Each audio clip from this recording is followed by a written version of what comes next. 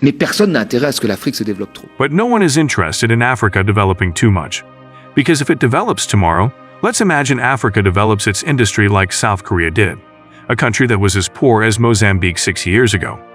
If tomorrow it starts making cars, if tomorrow it starts refining its oil, if tomorrow it starts doing agriculture and transforming its agricultural products, it will no longer buy our imports. And so we are not interested in that situation. We are not interested. So the will of the rich countries. We are talking about geopolitics today. Everywhere we see, there is clearly no interest in these countries developing. Okay, fellas, so I fell into this video that I had seen in the past. I think it was very interesting. Watch back in the past. It still is today. And I want to share this with you. You know, I think we need to come together. This is not a show about me just speaking. This is a show about all of us coming together and reasoning. I see you. I salute you from all over the place. Dumelang, Sanbonani, Southern Africa. I salute you. Jebaleko, Basebonaba Nyabo, Uganda. Makuru, Bite, Nimeza, Rwanda and Burundi. I see you. Shikamo, Tanzania, VP, Kenya. Wagwan, Mibas, Tanzania. Oh no, that's Jamaica. Thank you very much. Let's listen to this guy. Very interesting. He's speaking very clearly about things that are happening in Africa. Let's go. Il y avait cette idée, en fait, dans la tête des gens que... There was this idea, actually in people's minds, that you develop a country with entrepreneurs. It's an important part, but it's not the main part. An industry is needed, a heavy industry. These countries export oil, export cocoa, export raw materials, but these raw materials they export are often processed in other countries. And processing is what creates jobs. Quand vous avez une compagnie étrangère qui s'installe, je prends toujours l'exemple moi, du Congo, Brazzaville, que je connais bien. When you have a foreign company setting up, I always take the example of Congo-Brazzaville, which I know well. Congo-Brazzaville, over 90%, only exports oil. This oil is produced by whom? Exploited by whom? By mostly private companies. 60% total, 30% ENI. The Italian, 90% of the company. Then you have a few companies here and there, private ones. The public Congolese oil company is unable to do drilling. It is unable to exploit all of its oil. It collects part of the money, but it is unable to exploit it. So all the knowledge on production, on reserves, all the quantities, production volumes are decided by the private company, which does not depend on the country. So that's the first thing. There is a real asymmetry of information between the state and the company. The prices of their goods, 90% of exports, therefore oil, the price is not determined by Congo. It is determined by the financial markets. So, when there are tense geopolitical situations like now, prices go up, it benefits them. Et l'État congolais rachète de l'essence à ces pays-là. Donc la réalité, c'est qu'il voudrait qu'il y ait une industrie qui puisse transformer. When the price is zero, as in the COVID period, nothing comes in. Nothing comes in. So we can see that there is a very strong dependence. And then this product is exported, processed in France or elsewhere. And the Congolese state buys gasoline back from these countries. So the reality is that there should be an industry that could transform this production on the spot. And it is this one that would create jobs, refineries, distribution, etc. But to have that, what is needed? Funding is needed to finance heavy industry. It's not with €1 of microcredit that you're going to finance heavy industry. And this funding, if the banks don't want to lend it, who will lend it? It's China, but China is a country. It will lend it under certain conditions.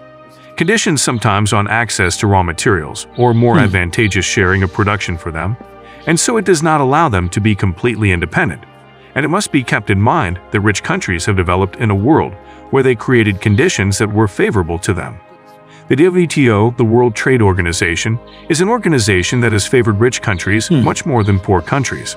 So they want Africa to be poor. They've always wanted Africa to be poor. It's very simple. The richer Africa gets and cleverer, the poorer the other side gets. The richer Africans get, the poorer the other side gets. That simply means if Africans become richer, they're going to be poorer. Muhammad Gaddafi came with an idea that was ingenious. He said, let's use gold, because when did we start using paper money? Who came up with that? Let's use gold for transaction and let's see who's rich. They unalived him. Why? Because they knew who was the real rich people. So It is planned. All this financial, whatever that you go to school for, it is structured. It was created so you can stay poor, they can be rich. As simple as that. Because if rich is gold and mineral, then Africans should be the richest. Now they have to come up with something. That's weird. That's scary. That's difficult to understand. I mean, you go to finances and stuff, the English is just always complicated. Why is the English so much? Why do you need a professional to read your contract with the bank? Well, because it's a lie. Quels seraient les... Ce que je veux ajouter, excuse-moi, je te coupe. The financial system, with mostly European and American banks, the rich countries. And so rich countries raise huge funds to carry out their projects, while poor countries to carry out projects we know. That is to say, to do things we know, refineries, food, agricultural industries. We know how to do that. Well, they can't raise money. What I want to add, excuse me, I interrupt you. What I want to add is that we have often said in recent years that poor countries were not developing because of corruption. We had to find a reason. It's corruption, the informal economy. These people are corrupt. There is an informal economy. They do not respect the rules. They are corrupt.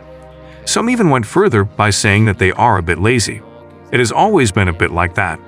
And we found the same kind of debate when there was the sovereign debt crisis in Europe, where we called the southern countries pig. They were called Portugal, Italy, Greece, and Spain. They were called the pig. They were said to be lazy, that they were in the informal, that they were not like the Germans and the French. This debate already existed with African countries. They don't work, they are lazy. They don't have good training, they are corrupt. Very well, that's what we said.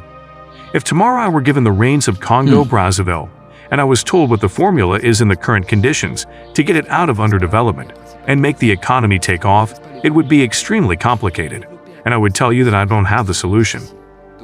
Because it's a country, in fact, that does not have control over development at all. Because it does not have access to financing, as I said. Because it does not control the main good it produces. Because it does not control the volume and the price. And so developing a country under these conditions is extremely difficult. So corruption is actually a collateral effect. The real problem is the World Trade Organization and the financial system as it was created. Would you say that there has been a stranglehold by the northern countries? I'll explain, for example. We are looking for what the exit routes are, and especially by whom. Because you may have the preconceived idea of, yes, the northern countries are going to help the southern countries again. But in fact, it is because there is a stranglehold and also an enrichment of the northern countries thanks to and by the southern countries. For example, Zambia just had extra time to pay back, but the debt was not written off or reduced, etc. There are also negotiations on the next contributions of rich countries for the upcoming 3-year period, which will soon begin and should end in December 2024. There are also many solutions put forward by the IMF, which are considered as not enough actually. Which way now do you think should be oriented towards? So they will always come back asking for things because they know you won't be able to pay. They will always come back to loot your country, to steal from you, to take things from you in Africa. And it's very sad because Africans have no weapons. They cannot defend themselves. When they give you things, they have to come back, get more. Because nobody gives you things for nothing. So it is exactly what you said. That is to say that in reality, Africa buys a lot of imports from Europe, and also mainly from France. And we buy a lot of things we need and don't produce, including oil and raw materials. So Western countries are not interested in Africa falling. Because if it goes very badly, if there is not a situation at least stable, what happens? We risk having fewer raw materials that we need, and in exchange, we risk selling them fewer things. So we have to maintain Africa in an intermediate situation, so that it is rich enough to buy our goods and stable enough for us to buy the goods we need. Those we really need, energy and raw materials. But no one is interested in Africa developing too much. Because if it develops tomorrow, let's imagine Africa develops its industry like South Korea did, a country that was as poor as Mozambique 6 years ago. If tomorrow it starts making cars, if tomorrow it starts refining its oil, if tomorrow it starts doing agriculture and transforming its agricultural products, it will no longer buy our imports.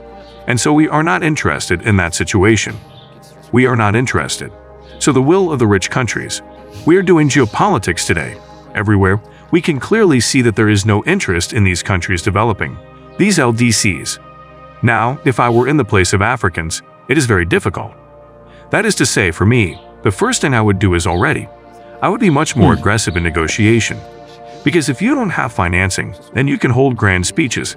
It's always nice. But once you get to the concrete, what is Africa today concretely?